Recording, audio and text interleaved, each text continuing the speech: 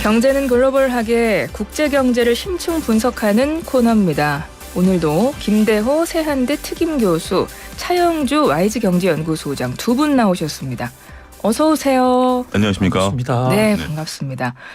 매주 이 시간에 뵙지만 매주 반가운 두 분이신데 오늘 어떻게 황사 마스크 쓰고 오셨나요, 두 분 다? 오늘은 좀 챙겨왔습니다. 원래 평상시에도 마스크 계속 쓰긴 하는데 조금 가벼운 거 썼다가 오늘은 조금 다시 옛날 거 두꺼운 걸로 좀 챙겨왔습니다. 지금 공기가 안 좋잖아요, 교수님. 미국 연준발 쇼크 밤새 네. 미국 FOMC 회의 지켜보느라고 황사가 왔는지 안 왔는지. 그런데 지금 방송국에 오다 보니까 밖이 조금 상태가 안 좋네요. 네네. 요즘에 제가 계속 한 가지 의문점이 드는 게 우리가 지금 황사라고 생각한다라면 물론 중국에서 발생하는 미세먼지잖아요. 네. 그렇게 생각을 하고 있고 또 그 가장 중요한 것은 몽골 지역에서 발생하는 그것이 황사의 주요 원인이고 그게 오면서 이제 중국의 온갖 것들을 갖고 온다고 생각을 했었었는데 왜 코로나 때는 이런 몽골 바람이 안 불었었는가? 그러면 돌이켜 본다라면 과연 몽골에서 불었던 바람이 황사의 직접적인 원인인지 중국의 리오프닝이 진짜 원인인지 한번 좀 고민이 되는 오늘 하루였다라고 개인적인 소회를 말씀드리겠습니다. 그렇군요. 먼지를 이렇게 심층 분석해 주실 줄 몰랐습니다. 역시 이 시간은 모든 심층 분석하는 시간입니다.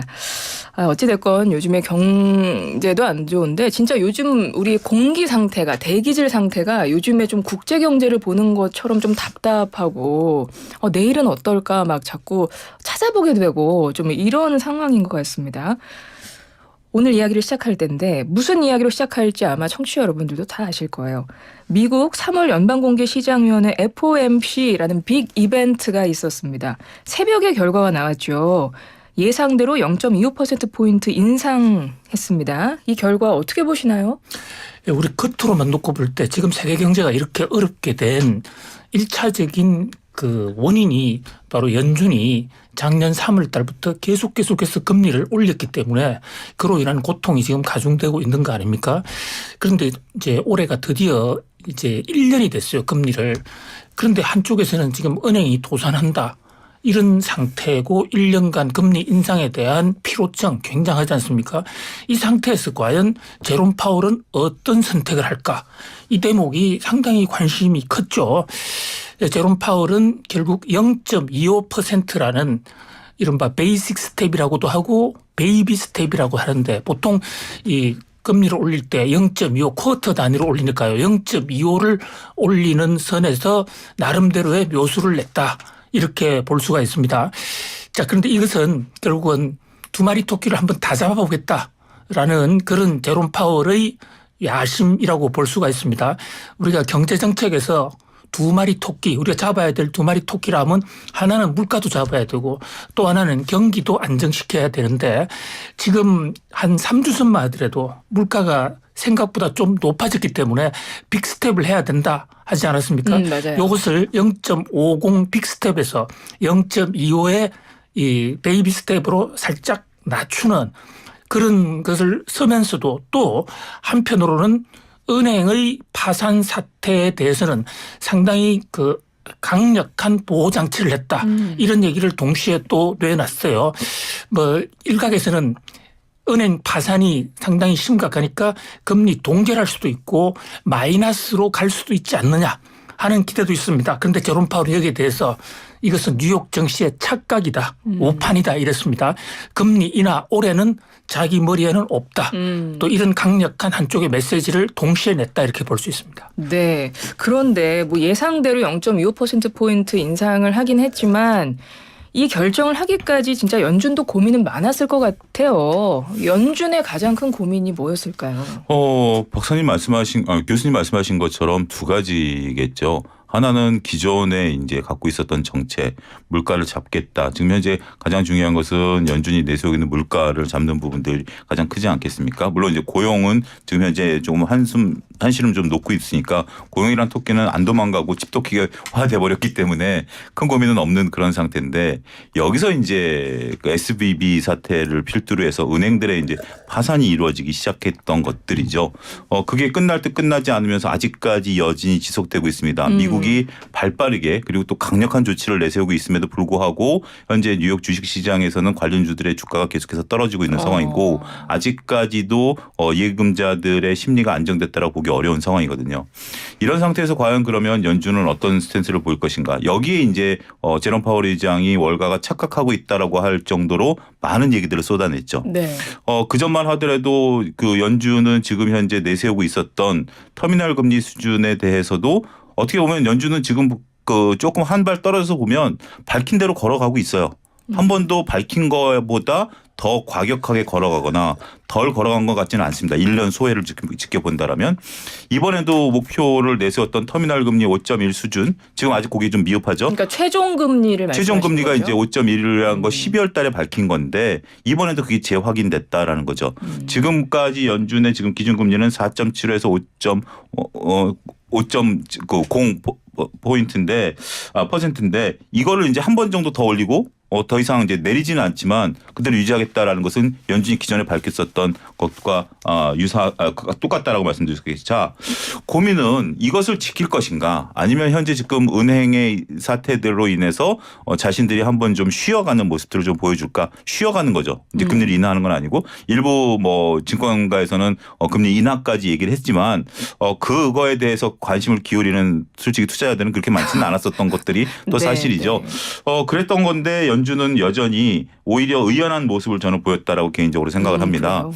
연준이 여기서 쉬어가는 모습들을 보이거나 서로 일부 월가 은행이 얘기한 것처럼 금리를 인하시켰다라면 보통 그렇지 않습니까? 금리를 올린다라는 것은 두 가지 의미가 있죠. 하나는 경기가 너무 과열이다라는 것이고요. 이 과열을 시키기 위해서 지금 찬물을 끼얹고 있는 거 아니겠습니까?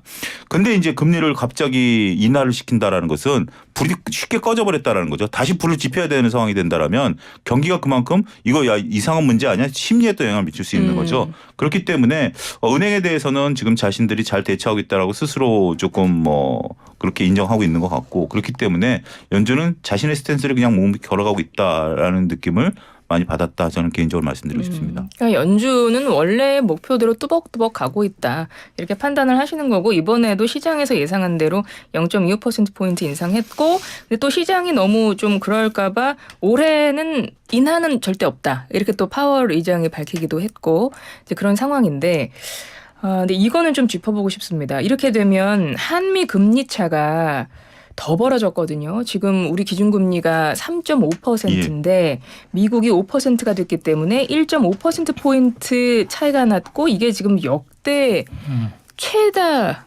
차이라고 최다 폭이라고 해요. 예. 이거 좀 문제가 없을까요? 예, 한미 간의 금리 격차가 자꾸 벌어지는 것에 대해서 우리가 조심할 필요는 있습니다.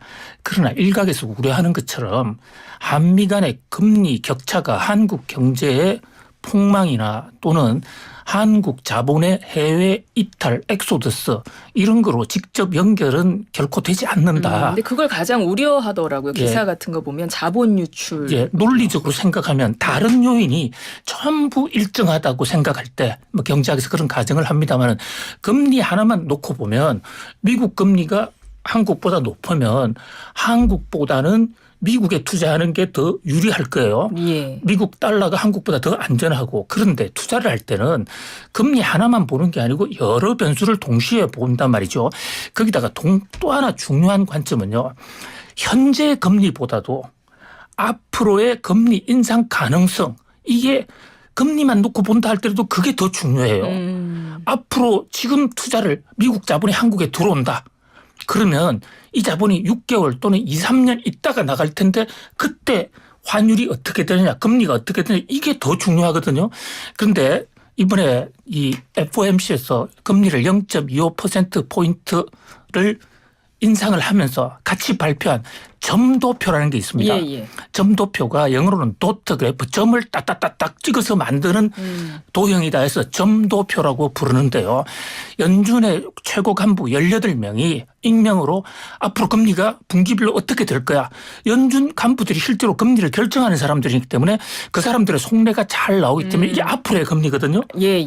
그런데 이게 연준 점도표가 예상보다 굉장히 낮았습니다. 자, 1월 초만 하더라도 물가가 굉장히 올라가고 이러니까 이제 목표 금리, 이른바 터미널 금리가 더 올라갈 것이다. 왜 터미널 금리라냐면요. 종착역 금리라는 건데 우리가 고속버스 타고 가면 터미널까지 가지 않습니까? 예. 지금 경기 사이클 속에서 현재 물가를 잡기 위한 경기 사이클 속에서 마지막까지 올리는 최종 금리가 얼마냐? 최종 도착점에서의 금리가 바로 터미널 금리인데 그게 작년 12월 달에 5.1이었는데요. 올 초만 하더라도 뉴욕 증시의 예측치가 5.5 심지어는 6%까지 올라갈 것이라고 보는 사람들도 있었어요. 네네. 그런데 이번에 점도표 보니까 지난번 12월 달하고 똑같이 5.1입니다. 5.1이라는 얘기는 현재 미국의 기준금리가 이번에 베이비 스텝을 함으로써 5.00%가 됐단 말이죠. 그러면 한 번 더 베이비 스텝을 하면 5.25가 되지 않습니까? 예. 목표 금리보다 높아지는 거예요. 그 얘기는 뭐냐면 앞으로 금리 인상 가능성이 매우 낮다. 이제 거의 종착역에 다 왔다. 바로 앞이 바로 터미널 종착역이라는 겁니다. 그럼 왜 5.1%냐 평균하다 보니까 나오는데요. 그러니까 0.25를 올릴 확률이 한 45%좀 된다 이런 얘기예요. 0.25를 올린다고 단언할 수도 없고 안 올릴 확률 55%.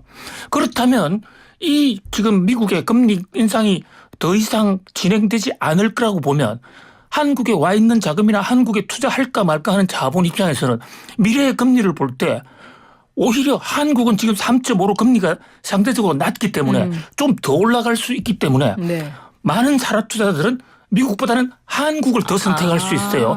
이런 관점에서 입체적으로 봐야지 단순하게 지금 한국은 3.5, 미국은 5.0, 한국 자본은 미국 이탈. 이건 아니다. 이런 말씀을 드리고 싶습니다. 그렇군요. 조금 더 부연 설명을 드리면 네. 이번에 발표된 점도표 중간값을 보게 되면 그 교수님 말씀하신 것처럼 올해는 5.1 유지가 됐어요. 내년에는 4.1에서 4.3 조금 올라갔지만 내년도에 연준위원들이 바라보는 금리는 4.3이에요. 아, 그래요? 그러면 이제 지금보다 낮아져야죠. 2025년은 3.1이에요. 요건 또 변화가 없었어요. 그러니까 내년 것만 4.1에서 4.3으로 조금 변했고 나머지는 지난 12월 달과 똑같습니다. 그러니까 지금 다시 정리해드리면 올해 터미널 금리는 5.1, 내년도에는 4.3, 2025년에 3.1. 결국 금리가 하향 기조로 갈 수밖에 없다라는 거죠. 그리고 지금 이제 아무리 이제 한 번 정도 금리를 더 인상하게 되면 우리도 지금 한 번 정도 더 금리를 인상할 수 있는 여력이 있다라고 지난번에 제가 설명드리지 않았습니까? 네. 그러면 또 1.5가 유지가 되는 거예요. 지금 이제 얘기하는 것처럼 1.75까지 벌어질 가능성은 별로 없다라고 보고 순간적으로 벌어졌다 하더라도 그게 이제 물론 또 유지가 되는 기간이 좀 길 수도 있긴 하겠지만 1년 남짓이겠죠. 과거 사례를 봤을 때도 우리가 한 11개월 정도 고금리가 유지됐기 때문에 한 1년 정도인 상황이다라고 보면 그렇게 무리수를 우리가 그러니까 무리해서 그 격차에 따른 자금 유출 이런 것들은 뭐 이렇게 심각하게 지금 이제 어떻게 보면 주식시장 입장에서도 보면 지금 현재 외국인들이 자금을 빼나간다라는 움직임은 전혀 보이고 있지 않거든요. 네. 이건 어차피 예견된 상황이고 결국 눈높이가 같아진 거죠. 연준이 올릴 수 있는 눈높이하고 시장이 보는 눈높이가 같아졌기 때문에 시장 참여자들은 어떻게 보면 그쪽을 좀 신경 안 쓸 수도 있는. 그러니까 이제 어떻게 보면 투자의 관점에서 보면 이제 당연히 금리가 어디까지 올라가느냐는 신경 쓰지만 이 금리 격차에 따른 투자에 나의 아이디어를 거둬들일 만한 상황은 아니다. 말씀드릴 수 있겠죠. 그렇군요. 뭐 그렇게 심각하게 지금 예민하게 받아들일 만한 상황은 아니라는 말씀이시고 4월에 이제 금통위에서 뭐 어떻게 하는지 한번 봐야 되겠지만 뭐 한 번 더 조금씩 올릴 수는 있다. 뭐 그렇죠. 이런 예. 예측은 해볼 수 있는 예. 상황이군요. 어쨌든 뭐 은행발 위기가 마무리될 수 있을지는 좀 이제 지켜봐야 될 것 같아요. 요 기준금리 하나로만 판단하는 건 아니겠지만. 예. 그런데 이제 문제는 예. 미국의 기준금리 자체보다도요. 예.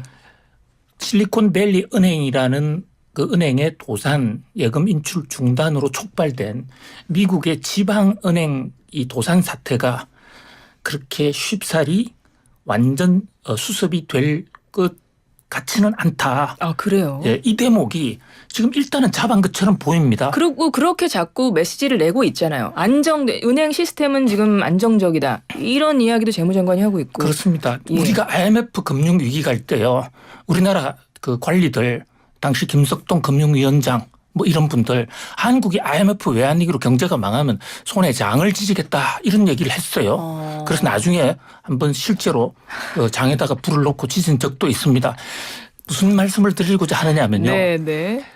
금융감독원이나 중앙은행 총재 재무부 장관은 우리 금융 위험하다라는 얘기를 절대 할 수가 없는 겁니다. 큰일 납니다. 그렇겠죠. 그분들이 흔들리면 갑자기 안 흔들리던 것도 망하니까 그분들은 오히려 안전하다라고 얘기하는 것이 정상이고요. 예. 오히려 안전하냐 아니냐는 우리 그 차영수 박사 같은 이런 분이 중립적인 입장에서 얘기하는 게 훨씬 더 믿음성이 있다고요.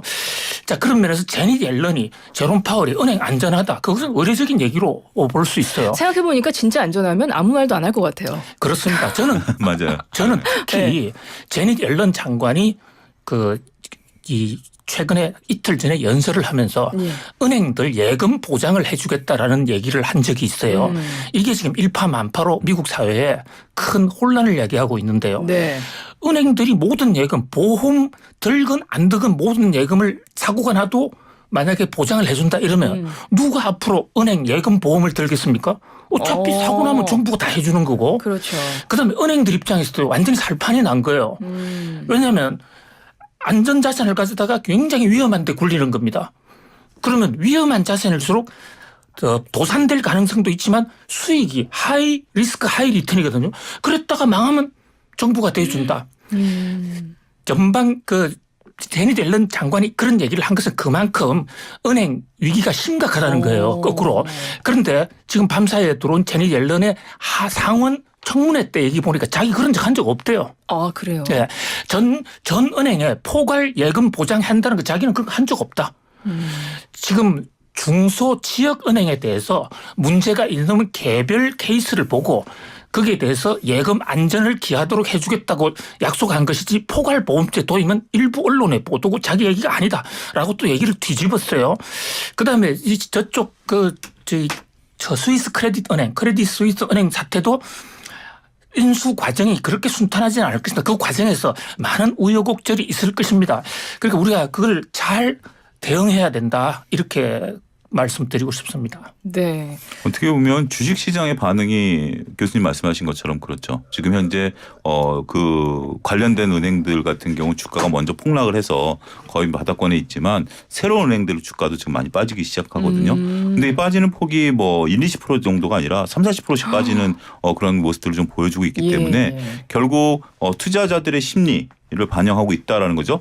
결국 예금자들 입장에서도 보면 뭐 예금이 보호되는 부분들이라든지 뭐 보험을 들었던 거에 따라서 좀 다르긴 하겠습니다만 투자자들 입장에서 보면 내 투자금이 날아갈 수 있기 때문에 더 예금자들보다 더 민감하죠. 그렇죠. 예금자들이야 나중에 뭐 보호를 받던 뭐 보험 처리를 하면 되지만 투자자들 입장에서는 이거는 뭐 바로 제로섬으로 들어갈 수 있는 거기, 제로섬에 제로로 들어갈 수 있는 거기 때문에 그 반응을 우리도 같이 봐야 되지 않을까 싶습니다. 지금요 미국의 투자자들 또 미국의 일반 국민들이 여윳돈을 그 큰 은행에 초대형 은행에 잘 예치하지 않습니다.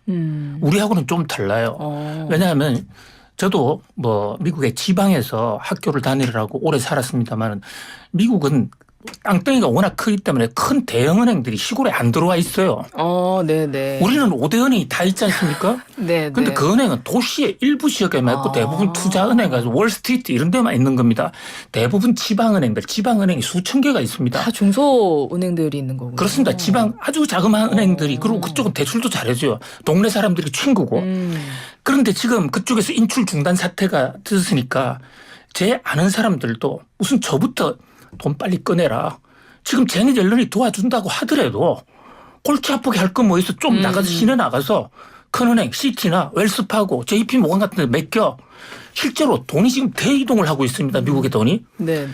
지방은행에서 각종 지방에서 돈을 다 빼내고 있어요. 그럼 그 돈이 어디에 지방에 금고 자기 집에 금고에 놔둘 수는 없으니까 대형은행에 두는데 언제든지 빼낼 수 있도록 MMF에 집어넣는 겁니다. MMF. 그러니까 초단기 자금이거든요. 자, 요게 어떤 문제를 앞으로 이야기하냐면요. 거의 대출은 중소기업이든 개인 대출은 지방은행이 다 담당합니다. 우리처럼 중앙은행이 담당 안 해요. 네네. 지방은행 대출 의존 비율이 약 60% 정도 된단 말이죠. 그런데 그 돈이 다 빠져가서 중앙으로 가면 중앙으로 가는데 그것은 초단기 자금이기 때문에 그쪽은 장기 대출을 해줄 수가 없어요. 저는 앞으로 이 은행 사태 때문에 당장에 은행이 무너지는 그것은 두 번째 문제고 앞으로 초금융 빈수기 올 겁니다. 그러니까 은행이 대출을 못 해주는 거예요. 네. 지방은행은 돈 다 빼갔으니까 돈 대출해 줄 데가 없지 않습니까? 중앙은행, 초대형 은행들은 그것이 MMF로 들어와 있는데 그 돈을 어떻게 함부로 줍니까? 그리고 연방정부에서도 은행이 사고가 나지 않게 돈을 어디 쓰는가 감시 감독을 지금 불을 켜고 볼 거란 말이죠. 그래서 앞으로요. 연준이 금리 0.25% 올리냐 안 올리냐 이것보다 더 중요한 것은 시중은행들의 자발적인 긴축이고 그로 인해서 미국의 경기 침체 그리고 상당히 긴축적 효과가 올 것이다. 뭐 그런 면에서 경제가 하드랜딩 할 수 있다는 그 공포 이 대목 우리가 좀 더 민감하게 관찰해 봐야 된다고 봅니다. 그렇군요. 여기서 MMF를 잠깐 설명드리면 네네. 머니마켓 펀드라 그래가지고 이거는 이제 우리가 예금 형태로 들어가 있으면 예금을 가지고 이제 교수님 말씀하신 대출을 이렇게 해서 승수 효과가 나타나잖아요. 네네. 머니마켓 펀드 같은 경우는 거의 예금과 같은 금융 상품이에요. 채권의 만기가 짧은 채권에 운용을 합니다. 그렇기 때문에 짧게 운용을 하는 거고 이 채권을 사놓는 거거든요. 그렇기 때문에 이게 대출로 나갈 수 있는 부분들은 아니에요. 통화 증발 효과가 없죠. 네, 통화 증발 효과가 없어요. 승수 효과가 없는 거기 때문에 네네. 이게 지금 그 교수님 말씀하신 MMF에 대한 이해가 있어야 그 맥락을 이해할 수 있다 이렇게 말씀드리겠습니다. 예, 알겠습니다. 어찌됐건 지금 미국부터 시작된 은행발 위기가 사실은 지금 유럽도 같이 움직이고 있어요. 이런 위기가 있어서 보니까 미국과 유럽이 글로벌 금융 불안을 우려해서 뭐 함께 지금 손을 잡고 달러를 덮은다 이런 소식도 있던데 일단은 잠깐 쉬었다가 잠시 후에 이어가기로 하고요. 지금 제가 조금 전에 재난방송 요청이 와서 그거 먼저 안내해드리고 잠시 후에 또 이어갈게요.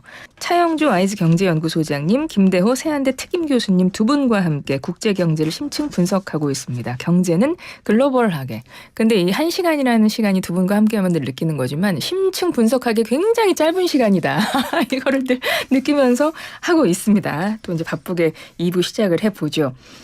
앞서 이야기를 이제 미국의 은행들의 이제 위기 상황에 대해서 좀 이제 말씀을 해주셨고 실질적으로 미 재무장관이 은행 시스템은 안전하다. 이 말은 그 내포되어 있는 건 안전하지 않다라는 의미가 오히려 내포되어 있는 말일 수도 있고 이런 상황인데 앞서 트레디트 스위스도 역시 위기수로 휩싸였다가 스위스 1위 은행에서 UBS에서 인수한다고 해서 이제 일단락 됐다라고 생각을 하고 있잖아요. 근데 미국도 유럽도 불안하기는 마찬가지인 것 같습니다. 미국 연준하고 주요국 연방은행들이 손을 잡고요. 달러 유동성 공급을 강화하기로 했다는 이제 기사가 나왔고요. 이제 달러를 더 푼다는 의미겠죠. 근데 이제 이런 것들을 발표한 시점, 예를 들어 스위스 당국이 이번 주에 CS 인수합의 거래를 성사시켜야 한다라고 하면서 그 발표한 시점이 그때도 아시아 시장 개장 전이었고 조금 더 앞서 생각했을 때 실리콘밸리 은행도 이제 파산설 돌았을 때 예금 전액 보호하겠다 이 발표가 나온 것도 다음날 아시아 증시 개장하기 전에 발표가 다 나왔더라고요. 그래서 제가 궁금한 거는 두 가지입니다. 일단 지금 미국과 유럽이 이렇게 손을 잡아서 이렇게 좀 움직이고 있는 그 내면에는 어떤 의미가 깔려 있나 하고요. 또 하나는 이런 중요한 발표를 왜 항상 아시아 증시 개장 전에 하는가. 두 가지 궁금합니다. 네, 우선 제가 미국과 유럽이 왜 손 잡았냐 그 말씀부터 좀 올릴게요.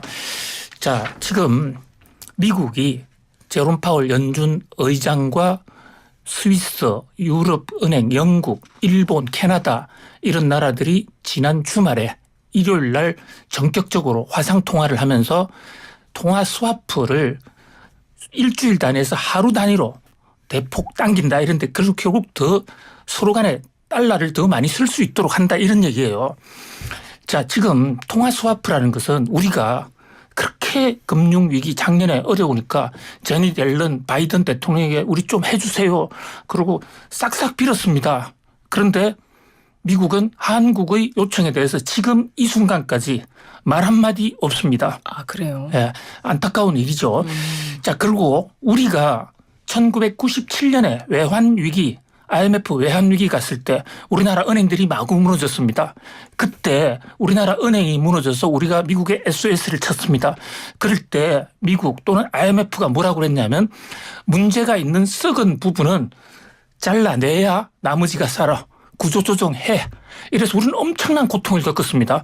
그런데 지금 크레딧 스위스 은행 엄청난 부실이거든요. 네. 우리 외환위기 때보다 더 큰 부실이에요. 그 스위스 은행 문제 안 끝났습니다. 지금 이제 봉합을 시작하려는 것이지. 자, 그런데 지금 유럽의 스위스가 UBS라는 거대 은행을 통해서 크레딧 스위스의 부실 덩어리인 그 은행을 인수해줬는데 이게 숨겨진 부실이기 때문에 앞으로 어떻게 될지 몰라요. 그럴 때 스위스나 유럽 입장에서 불안하지 않습니까? 이런 썩은 사과를 어떻게 우리가 갖느냐. 그런데 그것을 만약 도산을 시키면은 크레딧 스위스 은행의 그 수요자 고객의 약 80%가 미국 자본이에요. 그리고 크레딧 스위스 은행 주주 명단을 보세요. 네네. 그거 주주, 대주주들은 다 미국 펀드들입니다. 네. 소액 주주들, 개미들은 스위스 사람이 많은데 우리나라도 좀 그런 경향이 좀 많아지고 있지만 스위스는 완전히 이거 미국 은행이에요. 그러니까 스위스 은행이 파산하는 걸 미국 은행이 파산하는 거랑 마찬가지이기 때문에 미국이 긴급하게 돈을 주되 돈을 그냥 풀게 되면 그것이 부작용이 있을까 통화 스와프 형태로 급하면 갖다 써라. 이 대목이거든요. 그런 면에서 대마불사가 아니라 선진국 불사. 자기들 그 선진국 그룹에서는 파산하면 같이 망하는데 중진국이나 후진국은 망하면 차단시키는 그런 전략을 올해부터 써왔어요. 네네. 이게 국제적인 현실입니다. 그런 각도에서 좀 우리는 좀 씁쓸하기도 한데 우리가 그만큼 관리를 잘하고 빨리 선진국 되어야죠. 그런데 바로 그 미국의 통화 수합 확대 정책으로 달러를 왕창 풀었지 않습니까? 예. 그래서 스위스 은행이 무너지고 유럽 경제가 약해지면 달러가 폭등이 됩니다. 달러 가치가. 네네. 유럽 통화 가치는 떨어지고요. 그런데 바로 제닛 옐런의 통화 스와프 조처 때문에 지금 달러가 강세가 아니에요. 돈을 같이 풀기로 했으니까 달러를 많이 가져가고 있거든요. 그 덕분에 우리나라 환율이 지금 안정이 되고 있어요. 그래서 일각에서는 미국이 금리를 올렸으니까 금리 격차 때문에 환율이 오르느냐 어쩐 했지만 지금 환율이 떨어지고 있습니다. 그 요인은 바로 미국 달러가 돈을 유럽으로 풀어서 전 세계의 달러 가치가 떨어지고 있는 현상이거든요. 그런 면에서 좀 깊이 있게 좀 세상을 좀 관찰해 볼 필요가 있다 말씀드리고 싶습니다. 그러네요. 그래서 지금 유럽과 미국이 손을 잡고 유동성 공급을 강화하기로 한 거고 그 부분이 이제 짚어주셔서 이해가 됐고요. 이제 이런 중요한 발표를 항상 그 시점이 아시아 증시 개장 전에 한다는 거 이거는 왜 그렇습니까?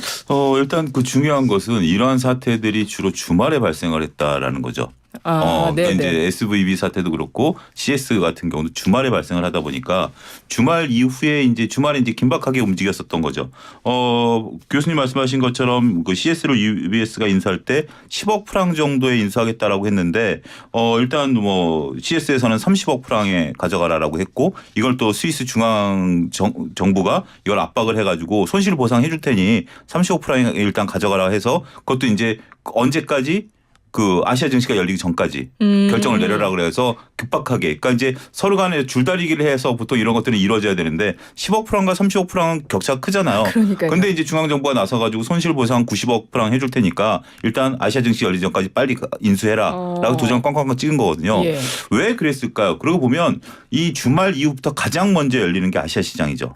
왜냐하면 월요일이 우리가 먼저 시작을 하고 우리가 한국 기준으로 봤을 때 한국 월요일 밤이 미국의 월요일 아침이죠. 우리가 시간이 더 빠르니까. 그렇죠. 그리고 이제 지금 세계에 있어서의 효과는 24시간 돌아가기 때문에 네네. 가장 멀리는 시장에서 가장 충격이 세게 오고 그게 일파만파 여파가 오는 거죠. 단순하게 미국에서 뺄 것을 한국에서 빼는 게 아니라 한국 시장에 있는 그 주식 시장이 폭락을 하게 된다라면 여기에 연계돼 있는 파생 상품들이 많거든요. 그렇겠죠. 그게 또 파생 상품이 소위 말해서 그 기계적인 매매가 이루어지기 때문에 한국 시장과 중국 시장, 아시아 시장이 무너지면 미국에서 아무리 이것을 수작업을 하지 않는 이상 자동적으로 무너지게 돼 있고요. 이 연쇄 작업은 쭉 그러니까 한국에서 시작해서 유럽으로 돌아서 미국으로 가는 거죠. 시간상으로 보면. 그렇게 돌아가는 거기 때문에 먼저 아시아 시장의 충격을 막아줘야 시스템 매매에 따른 충격을 막을 수 있기 때문에 그런 부분들이 있다고 봐야 되죠. 그렇군요. 미국에요. 일요일 날만 신문을 발행하는 언론사들이 여러 개 있어요. 썬데이 뉴스페이퍼들인데요. 자, 왜 그러냐면 특히 돈 문제와 관련 경제 문제와 관련해서는 주말을 조심하라. 돈 있는 사람들은 주말에 함부로 늘어지게 자면 큰일 납니다. 왜냐하면요. 사건이 왜 주말에 터질까? 그러니까요. 주말에 터지는 게 아니라 주말에 터트립니다. 그런 겁니까? 예. 왜 그러냐면 평소에는 장중에 터트리면 혼란이 너무 커요. 지금 뛰어가서 은행에 먼저 가는 사람은 살고 그쵸. 먼저 가지 못하는 사람은 죽는. 그래서 중대 발표 은행을 도산시킨다든지 예를 들어서 우리나라가 1970년대에 어떤 그 채무 동결 조처, 화폐 개혁 조처 했는데 다 한번 찾아보습니다. 토요일 저녁, 일요일 아침에 했습니다. 그래요? 그런 발표들이요? 다 그때 나왔다고요. 그때 할 수밖에 없는 그때 해야 자금의 단기 쉬프트를 막을 수가 있죠. 그래서 금요일 저녁부터 일요일 날까지는 굉장히 조심해야 돼요. 그렇군요. 그러다 보니까 이제 그때 사건을 금요일 날 저녁에 터뜨려 놓고 이것을 월요일 날 장이 열리기 전까지 수습을 해야 되는데 제일 먼저 열리는 게 한국 일본장이거든요.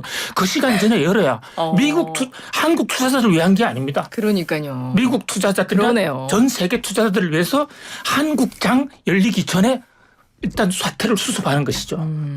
아시아가 가장 이제 해가 빨리 뜨는 동방의 국가라 그런 의미가 있었군요. 근데 이 이야기를 쭉 들어보니까 아까 이제 제가 기준금리 이야기하면서 이거 너무 금리 차이가 커서 이거 환율 어떻게 합니까 이렇게 말씀을 드렸는데 그렇게 볼 건 아니다라고 이제 시작을 했었잖아요.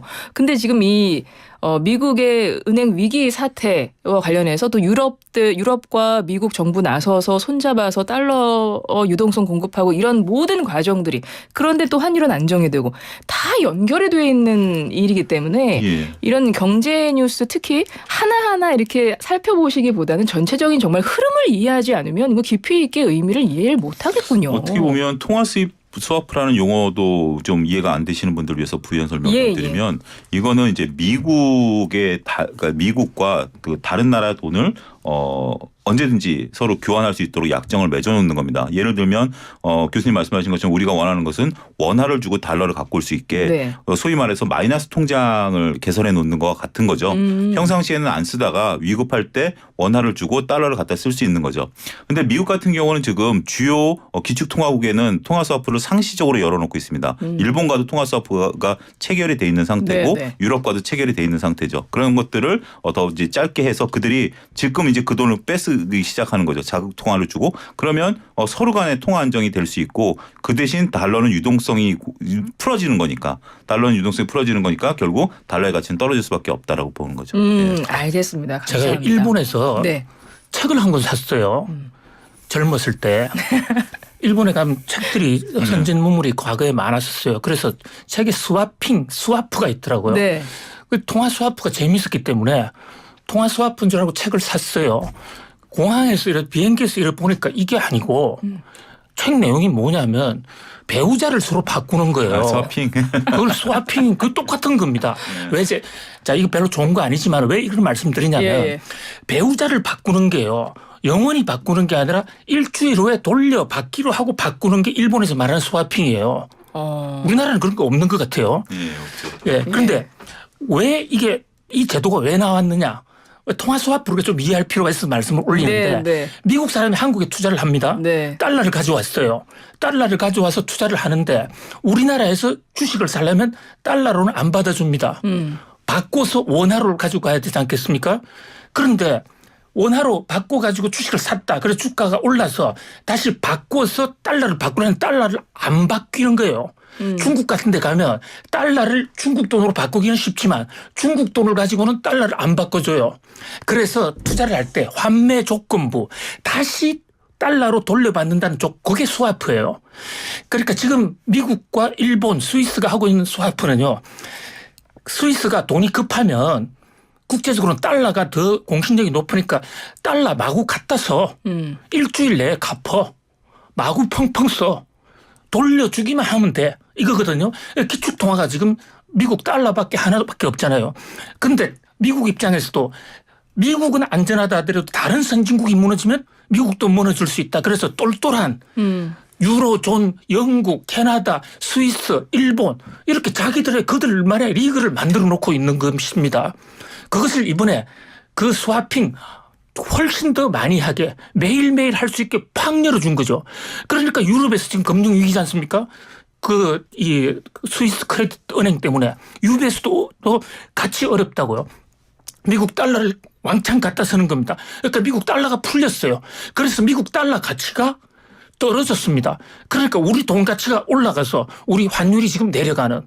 그러니까 미국과 유럽이 통화 스와핑을 확대하기로 했다. 이 얘기가 나오면 이거 우리 환율이 월요일 날 가면 떨어지겠구나 이렇게 예상을 할 수 있을 정도 되면 예. 이제 생생경제 독자적 수준에서 어느 정도 수준이 올라왔다 이렇게 말씀드릴 수가 있죠. 알겠습니다. 통화 스와프는 좀 이렇게 이해를 하시면 될 것 같고. 어찌된 건 이제 오늘이 목요일이고 이제 곧 또 주말 오는데 주말에 또 아까 말씀 듣고 보니까 또 어떻게 다른 게 터질까봐 또 네. 어떻게 하지 이런 생각이 언뜻 드는데 이제 다음 주에 또 이제 이야기를 나누다 보면 또 이제 또 새로운 이야기를 하게 될 수도 있겠습니다. 다음 아이템으로 넘어갈게요. 중국의 시진핑 주석이 3년을 공식 확정하고 나서 첫 해외 순방지로 러시아를 다녀왔습니다. 20일에서 22일 다녀왔다고 하는데요. 왜 지금 러시아에 갔을까? 이거 좀 의미를 짚어봐야 될 것 같아요. 2박 3일 동안 갔다 오셨고 일단 회담도 꽤 오랜 이틀에 걸쳐서 4시간, 3시간 정도 특히 이제 첫날은 단독 회담을 할 정도로 굉장히 그리고 이제 러시아 입장에서 보면 뭐 예와 격을 갖춰서 시진핑 주석을 맞이했다 이렇게 좀 얘기를 하고 있죠. 하지만 또 일부 제가 뭐 어떤 뭐 기사를 보니까 시진핑 주석의 표정이 그렇게 썩 밝지는 않았었다. 그래요? 인상을 좀 쓰고 있었다. 뭐 내내 뭐 이런 얘기들을 좀 하고 있었는데. 근데 이번에 푸틴 되게 일찍 나와서 기다리고 있었대요. 예, 그러니까 그렇게 했는데. 진짜 저는 되게 잘해준 줄 알았어요. 예, 근데 이제 시진핑 주석이 좀 인상을 쓰고 있었다 이제 그런 기사도 좀 본 것 같아요. 어쨌든 이제 우크라이나 전쟁 해법을 주요 이제 의제로 다뤘던 것으로 현재 알려지고 있고요. 현재 지금 교착 상태하고 제재에 빠져 있는 러시아가 지금 좀 공지에 몰리는 수세에 몰리는 그런 거 아니겠습니까? 그런 것들에 대해서 어떻게 보면 시진핑 주석이 원해서 갈 수도 있고. 푸틴 대통령이 또 불러서 갔을 수도 있는 거, 불렀다기보다는 초청을 해서 갔을 수도 있는 것 같은데, 알려진 바로는 이제 뭐 시진핑 주석은 이제 원론적인 입장만 계속 얘기를 하고 유대 강화를 했다라는 정도인데, 지금 이제 그런 부분들을 보면 지금 시진핑 주석의 몸값이 지금 상당히 많이 올라가 있는 것 같아요. 젤렌스키 대통령도 지금 중국에 초청을 보냈다라고 공식적으로 밝히고 우크라이나 있거든요. 대통령이? 예, 우크라이나 대통령도 근데 이제 시진핑 주석의 답이 없다라고 하고 있는 상태에서 시진핑 주석이 이제 러시아를 방문을 한 거니까 어떻게 보면 서로 간에 이제 좀 헤게모니 싸움에 있어서 중국의 어떤 뭐 조금 오히려 중국은 자신들의 발을 넓히는 계기가 되는 그런 상황이 아니겠나 싶습니다. 근데 이 시점이 되게 좀 잘 봐야 돼. 그러니까 묘한 것이 뭐냐면 일단은 지금 미국이 중국과 패권 전쟁을 벌이고 있고 또 러시아는 지금 말씀하셨는데 이제 우크라이나랑 전쟁이 아직 안 끝난 상황이고 근데 이 시점에서 시진핑이 첫 해외 순방지로 러시아를 갔단 말이에요. 원래 뭐 우호적인 국가들이니까 양국이 그런가 보다 하지만 그냥 그렇게 보기에는 뭔가 의도가 있을 것 같아요. 그렇습니다. 이 시진핑 국가주석의 표정이 안 좋다고 지금 앵커님 말씀 주셨는데. 아니 우리 소장님이 예, 말씀하셨죠. 이 시진핑 국가주석의 그 별명이 곰돌이 푸입니다. 네, 곰돌이 푸 잘 웃지 않아요. 그런가요? 예, 또 곰은 그 표정이 잘 안 드러납니다. 예. 생각해보니까 그러네요. 예, 그 중국에서는 곰돌이 푸를 쓰면 큰일 납니다. 큰일 납니까? 예. 아무튼 시진핑 국가주석의 표정만 가지고 우리가 예측은 할 수가 없는데 시진핑 국가주석도 나름대로 고민은 있을 겁니다. 왜냐하면 지금 미중 관계가 그렇게 썩 매끄럽지가 않고 이 문제를 잘 풀지 못하면 중국의 백년 대계를 풀어가는데도 아주 문제가 있는데 이번에 이제 러시아를 가서 푸틴과 여러 가지 특히 평화에 자기가 중재자로서 한번 우크라이나 전쟁 중재를 해보려고 했는데 이게 지금 러시아하고 서로 말이 잘 안 맞는 것 같아요. 그러다 보니까 좀 스타일이 폼이 안 나는 거죠. 자, 거기다가 현재 지금 여러 가지 러시아 입장에서는 무기도 도와달라. 무기 안 되면 여러 가지 원자재 이런 것을 좀 경제 거래를 좀 하자. 이런데 그걸 하게 되면 미국과의 관계가 좀 틀어질 수 있기 때문에 매우 조심스러운 게 아닌가 그런 생각을 해볼 수 있습니다. 근데 이번에 기사 보니까 이 두 정상이 반미연대와 경제협력 관련한 2개 공동 성명 발표했다고 이렇게 나오던데요. 그러니까 어떻게 보면 이제 계를 같이 하고 있는 건 하지만 서로 속내는 다르다라고 볼 수 있겠죠. 어차피 푸틴 대통령 입장에서는 전쟁을 좀 자기한테 유리하게 끌고 가고 싶은 거고 시진핑 주석 같은 경우는 경제 전쟁에 있어서의 측면을 또 미국하고 좀 하려는 거고 서로 외형은 같지만 동상이몽일 수도 있다 이렇게 좀 말씀드렸겠죠. 그렇군요. 그래서 아까도 나올 때 기사 보니까는 그러니까 시진핑이 이제 푸틴 러시아 대통령이랑 만나고 나서 이제 그 나라를 떠나고 나서 러시아가 또 우크라이나 공습 시작했다고 이 기사도 나오긴 하더라고요. 어떻게 돌아가는 건지 참 이 상황에서 우리가 어떻게 봐야 되는 건지 가끔 혼란을 좀 느낄 때가 있는데 일단은 우리 얘기 잠깐 짧게 한 1분 3초 정도 남았는데 하겠습니다. 미국 반도체법 세부 조항 발표됐잖아요. 중국에서 첨단 반도체 생산하는 우리 기업들 삼성, SK, 하이닉스 그나마 좀 최악은 면했다 이렇게 나오던데 어떻게 평가하세요? 일단 전반적으로 봤을 때 우리가 이제 확장이 제한되는 거예요. 지금 이제 첨단 반도체는 5% 이상 확장을 10년 동안 못 하는데 우리가 지금 들어가 있는 게 첨단이거든요. 128단 그 랜드 플래시하고 18나노 그 디램이 들어가 있기 때문에 첨단인데 문제는 이제 기술 업그레이드가 가능해졌다라는 거예요. 그 부분에 있어서는 조금 우리가 시간을 좀 벌었다라는 부분들이고 앞으로 이제 세부 조항이 있어서 그러니까 이제 확장 우리가 원래 기술 업그레이드를 지금 시키는 게 가장 중요한데 그 부분은 조금 빠져 있어서 우리한테는 조금 약간의 긍정적인 부분들이다라는 것들인데 그렇다 하더라도 첨단 장비가 들어가야 기술 업그레이드를 하지 않습니까? 이거는 건별 승인을 받아야 돼요. 그렇기 때문에 그래요? 일단은 외형적으로는 우리가 투자할 수는 있지만 이걸 또 미국이 건 바이 건으로 승인을 안 해주면 특히 이제 노광 장비 같은 경우 지금 못 들어가는 부분 이제 미세 공정에 들어가는 필수 장비거든요. 그런 부분들을 우리가 좀 봐야 된다는 거고 어쨌든 미국의 상무부 관계자가 한국과 대만과 일본을 지금 이제 방문할 예정이니까 거기에서 우리의 입장이 얼마큼 잘 대변될 수 있는지 한번 현황을 보러 오는 것 같아요. 삼국으로 똑같이 오는 거니까 네네. 거기에서 이제 얼마큼 어필이 되는지가 중요하지 않을까 싶습니다. 예, 알겠습니다. 김대호 교수님의 말씀을 끝으로 들어보고 싶었는데 시간을 보니 다 됐습니다, 교수님. 다음 주에 또 이어가도록 하겠습니다. 오늘 두 분과는 경제는 글로벌하게 여기까지 진행하도록 하겠습니다. 김대호 세한대 특임 교수님, 차영주 와이즈 경제연구소장님 두 분 오늘도 고맙습니다. 감사합니다.